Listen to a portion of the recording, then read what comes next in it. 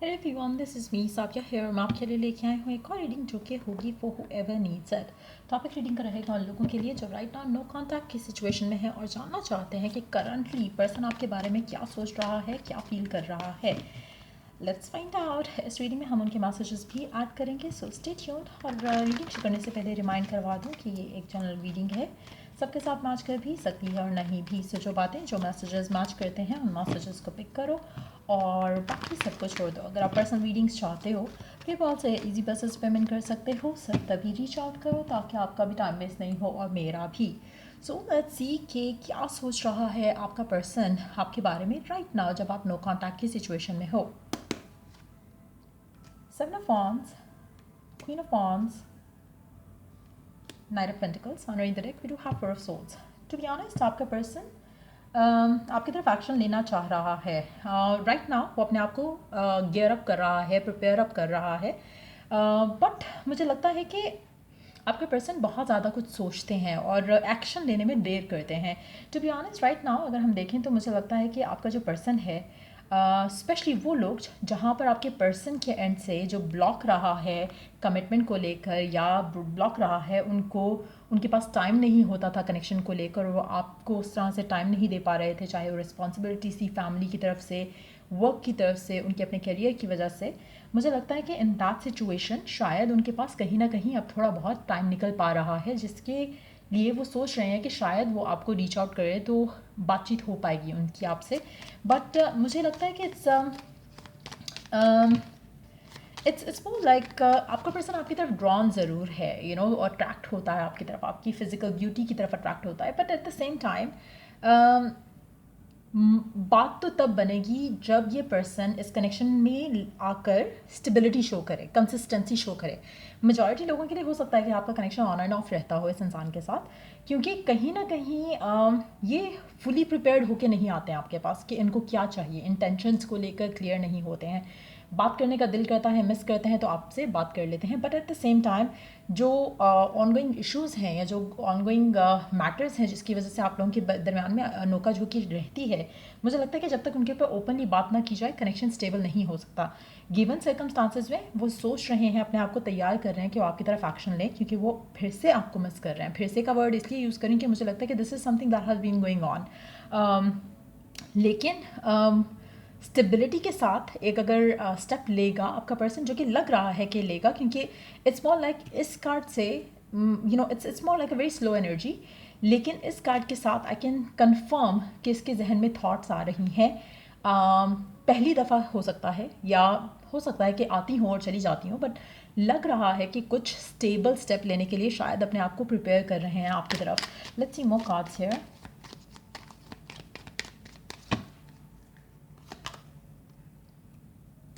अच्छा, आपके और आपके पर्सन के दरम्यान में बहुत ज़्यादा डिसएग्रीमेंट्स होते हैं रिलेशनशिप को लेकर भी और अदरवाइज़ भी. So there is a mismatch जो आपके और आपके पर्सन के दरम्यान है. कहीं ना कहीं उनको लगता है कि अगर वो आपको अप्रोच करेंगे तो फिर से कोई फ़ाइट होगी, फिर से कोई आर्ग्यूमेंट होगा, फिर से आपकी और उनकी बनेगी नहीं, क्योंकि शायद आप जो चाह रहे हो वो ना दे सकें. सो वो एक चीज़ है जिसके लिए वो अपने आप को प्रिपेयर कर रहे हैं कि किस तरह से आपसे बात की जाए. Let's see more cards here. और क्या सोच रहे हैं आपके पर्सन आपके बारे में, क्या चल रहा है उनके दिल में दिमाग में आपको लेकर.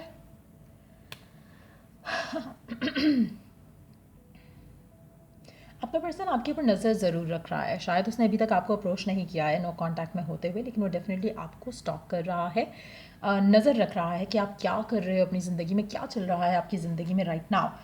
सीक्रेटली भी स्टॉक कर रहा हो सकता है, या ये भी हो सकता है कि आप जानते हो कि वो आपको स्टॉक कर रहा है. एज एन के हो सकता है कि आप you could see this person you know checking you on social media and stuff like that. हो सकता है आप कुछ पोस्ट करते हो ये उसको व्यू करता है, चाहे वो स्टेटस है, चाहे वो कुछ भी इस तरह की चीज़ है.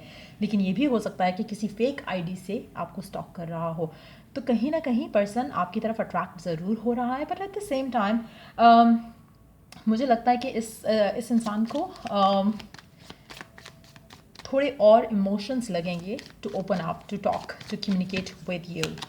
आप में से काफ़ी सारे लोगों के लिए मुझे लगता है कि आप दिल से जानते हो कि आप इस इंसान का आपके पास वापस आना डिज़र्व करते हो, क्योंकि you have given so much इस कनेक्शन को कि आपको लगता है कि इस इंसान का आना आपके लिए जस्टिस होगा. ये इंसान आपके पास वापस आता है स्टेबिलिटी के साथ ऑफ़र लेकर, तो ये आपके लिए आपका जस्टिस होगा जो आप डिज़र्व करते हो। तो कहीं ना कहीं आपका जो वो स्ट्रॉन्ग एक फेथ है वो मटेरियलाइज होते मुझे दिख रहा है आने वाले टाइम में। सो इट्स मोर लाइक कि थॉट प्रोसेस चल रहा है पर्सन का, लेकिन मुझे लगता है कि ये अभी अपने फीलिंग्स को लेकर ओवरवेल्म नहीं हुए कि एक्शन लें आपकी तरफ। Let's see one more card. Okay, 2 wants to come, night of swords and the empress. अच्छा, आपके पर्सन को लगता है कि इस दफ़ा आप एक्शन शायद उसकी तरफ नहीं लोगे।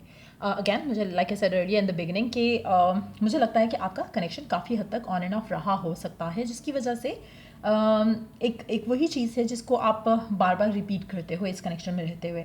कहीं ना कहीं आपके पर्सन को लग रहा है कि इस दफ़ा शायद उसको एफर्ट करना पड़ेगा टू विन यू ओवर, वरना जो वो चाहते हैं वो आपसे नहीं पा सकते हैं।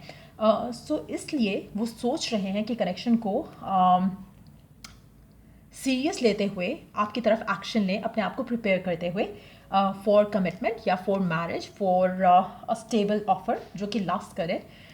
इंटेंशन सेट कर रहे हैं इस कनेक्शन को लेकर, जो कि काफ़ी हद तक म्यूचुअल है। जो आप चाहते हो वो भी वही चाहते हैं। सो मुझे लगता है कि गिवन सिचुएशन में आपका पर्सन आपको बहुत ज़्यादा मिस कर रहा है, kind of feeling left out, left alone आपके बगैर। इसलिए उनको लगता है कि उनको सोच रहे हैं कि शायद उनको आपके पास होना चाहिए, आपसे बात करनी चाहिए। सो डेफिनेटली मुझे लगता है कि आपका पर्सन आपकी तरफ एक्शन लेने के लिए अपने आप को प्रिपेयर अप कर रहा है। मुझे लगता है कि आपका पर्सन आपके पास आना चाहता है, लेकिन शायद कम्युनिकेट नहीं करना चाहता जो हुआ उन चीज़ों को लेकर। सो कोई बहुत ही रिफ्रेशिंग एनर्जी के साथ आपके पर्सन आपके पास वापस आएंगे आने वाले कुछ दिनों में। लेट्स सी कि कब तक आप एक्सपेक्ट कर सकते हो आपके पर्सन की तरफ से ये कम्युनिकेशन।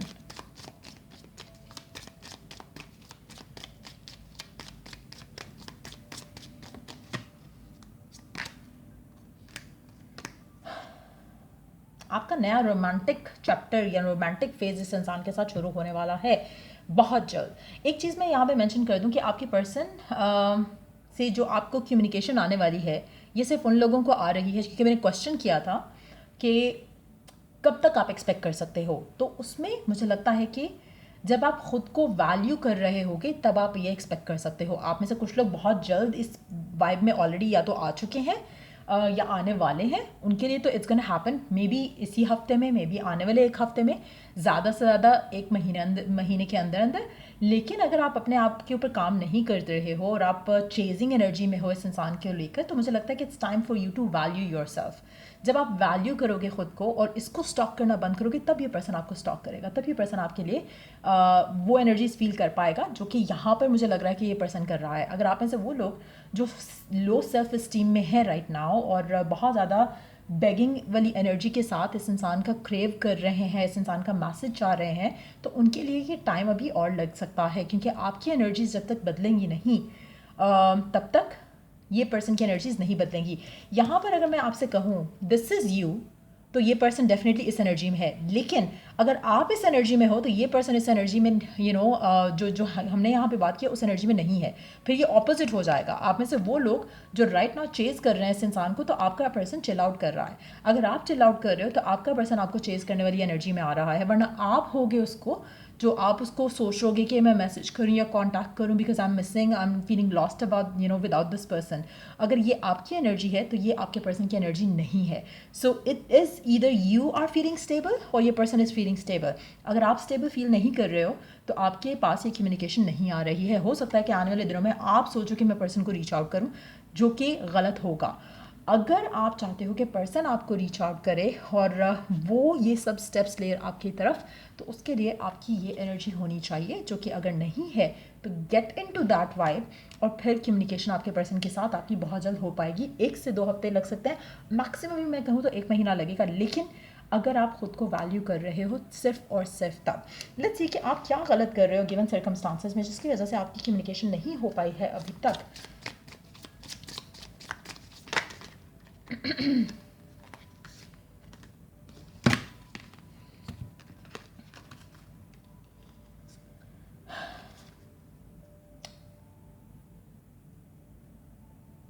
आप में से काफ़ी सारे लोग पास्ट को आइडियलाइज करते हैं। आप काफ़ी हद तक शायद आप खुद को ब्लेम करते हो for what ever that didn't work out.